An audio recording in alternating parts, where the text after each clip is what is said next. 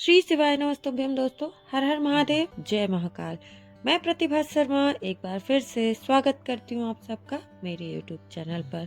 कल यानी कि 10 जनवरी 2025 शुक्रवार का दिन बहुत ही खास, बहुत ही विशेष हो जाता है, क्योंकि इस दिन पड़ने वाली है एकादशी।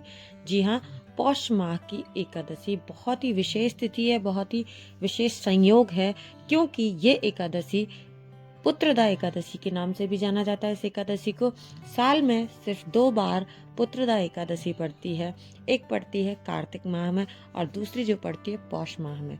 तो ये बहुत ही विशेष दिन है, बहुत ही महत्वपूर्ण संयोग है, बहुत ही महत्वपूर्ण तिथि है।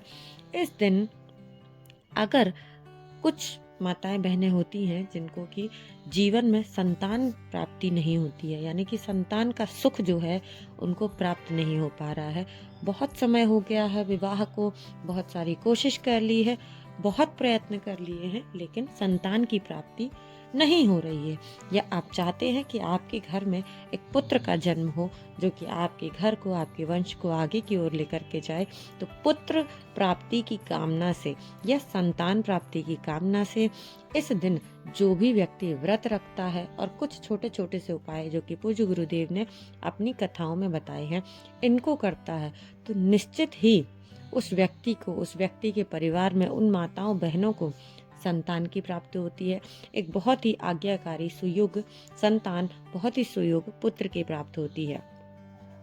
तो अगर आपके जीवन में भी आप चाहते हैं कि आपके जीवन में आपके बच्चे जो हैं सुयोग हों, एक अच्छे संतान की प्राप्ति हो, तो आपको पुत्रदा एकादशी के दिन व्रत जरूर रखना चाहिए। साथ ही साथ कुछ उपाय जो पूज्य गुरुदेव ने अपनी कथाओं में बताए हैं, उनमें से एक उपाय मैं आपके साथ शेयर करने वाली हूँ। वह क्या उपाय है, कैसे करना है, सबसे पहले जान लेते हैं कि क्या है इसके फायदे, यानी कि इसके बेनिफिट क्या है। अगर आपकी जो कोई कामना है, जो विश है, जो अधूरी है, जो पूरी नहीं हो पा रही है, बहुत ही आपने ईश्वर से कामना कर ली, लेकिन फिर भी आपके घर की जो है वो संकट खत्म नहीं हो रहे हैं। कई बार हमें लगता है ना कि हम बहुत कोशिश कर रहे हैं लेकिन परेशानियां जा ही नहीं रही, हमारी इच्छाएं पूरी हो ही नहीं रही हैं। महादेव से आपने विनती करी कि हे महादेव, मेरे जीवन के कष्टों को दूर कीजिए, मेरे घर की परेशानियों को दूर कीजिए, लेकिन कहीं ना कहीं परेशानियां जीवन में बनी हुई हैं। एक के बाद कोई ना कोई परेशानी आपके जीवन में आती रह रही है।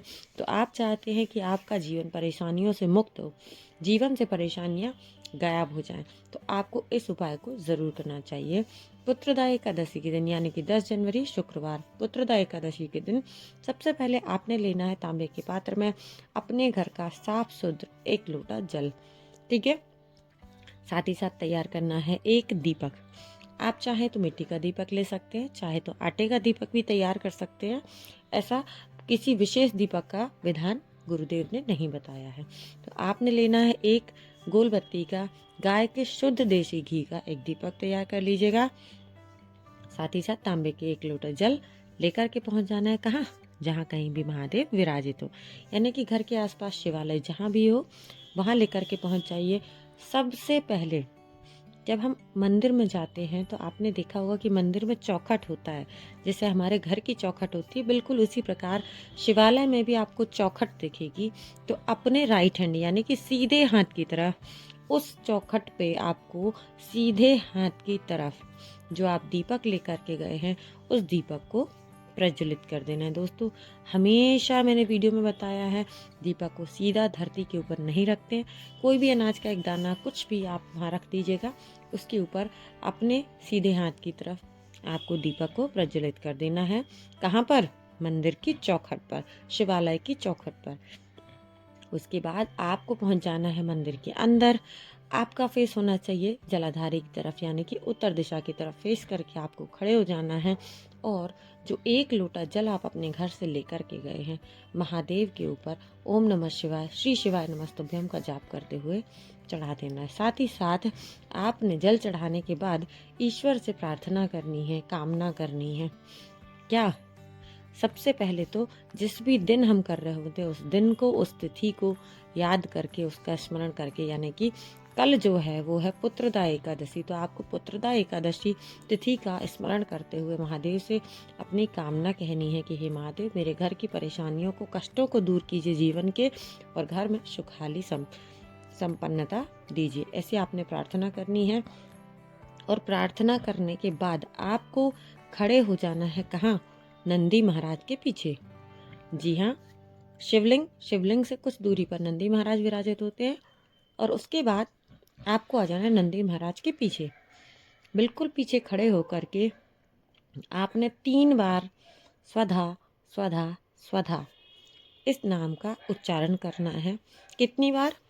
फिर से बोल रही हूँ, नंदी के ठीक पीछे खड़े होकर के 3 बार स्वधा स्वधा स्वधा बोल करके आपको महादेव से प्रार्थना करनी है। कहा जाता है, ऐसा पूज्य गुरुदेव ने अपनी कथाओं में बताया है कि स्वधा कौन है? स्वधा जो है वो माँ पार्वती की नानी है, और वह जो है वो पाताल लोक में वास करती हैं। तो जो जल जलाधारी से नीचे की ओर गिरता है ना, वो जल जो है वो पितरों के निमित्त हमारा सीधा पाताल लोक में जाता है, और उसका भाग जो है वो पितरों तक पहुंचता है। पितरों का आशीर्वाद हमें प्राप्त होता है। तो नंदी के ठीक पीछे खड़े होकर आपको स्वधा स्वधा स्वधा 3 बार बोलना है। या फिर आप लोग चाहें तो जो हमारा YouTube है उस पर देख सकते हैं, स्वधा स्रोत होता है, स्वधा स्रोत का पाठ भी कर सकते हैं। उसमें कुछ श्लोक हैं, उन श्लोकों का आप पाठ कर सकते हैं, या फिर YouTube पर लगा करके वहाँ पर आपको नंदी महाराज के पीछे बैठ करके या खड़े होकर के स्वधा स्रोत का पाठ करना चाहिए। दोस्तों, ये जो है वो इतना सरल सा उपाय है, इसे कोई भी कर सकता है, कोई भी माताएं बहनें इसे आसानी से कर सकती हैं। तो अगर आप चाहती हैं कि आपके घर के जीवन के कष्ट जो है पूरी तरीके से दूर हो जाएं, तो इस उपाय को ज़रूर कीजिएगा। इस वीडियो में बात करते हैं हम अपने दूसरे उपाय की, जो कि ये भी बहुत ही सरल सा उपाय जैसे कि नाम में ही छुपा हुआ है, पुत्रदा एकादशी, यानी कि पुत्र की प्राप्ति के लिए या फिर संतान की प्राप्ति के लिए उपाय। तो इस वीडियो का जो हमारा दूसरा उपाय है वो है संतान प्राप्ति के लिए।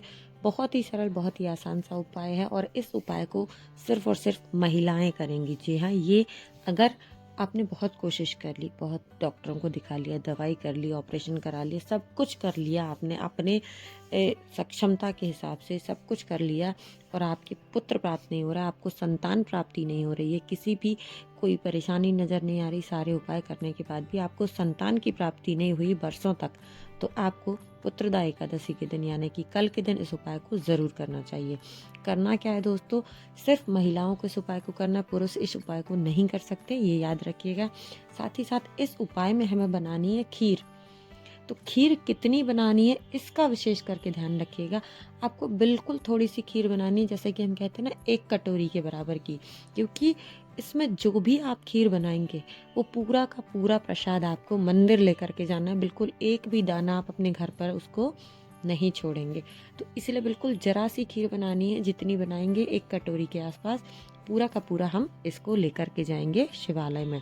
तो क्या, सबसे पहले तो आपको अपने घर पर थोड़ी सी भोग के लिए, प्रसाद के लिए खीर बनानी है, बिल्कुल 1 कटोरी के बराबर। अब इस खीर को साथ ही साथ घर से 2 प्यारे से बेलपत्र और 1 तांबे के पात्र में जल लेकर के पहुंच जाना है महादेव के शिवलिंग के समक्ष। आपको साथ में लेना है 1 घी का गोल बत्ती का दीपक।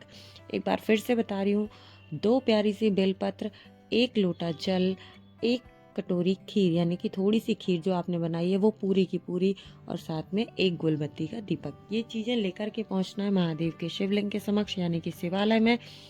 सबसे पहले 1 लोटा जल आपको महादेव के ऊपर समर्पित करना है। कहाँ खड़े होना है?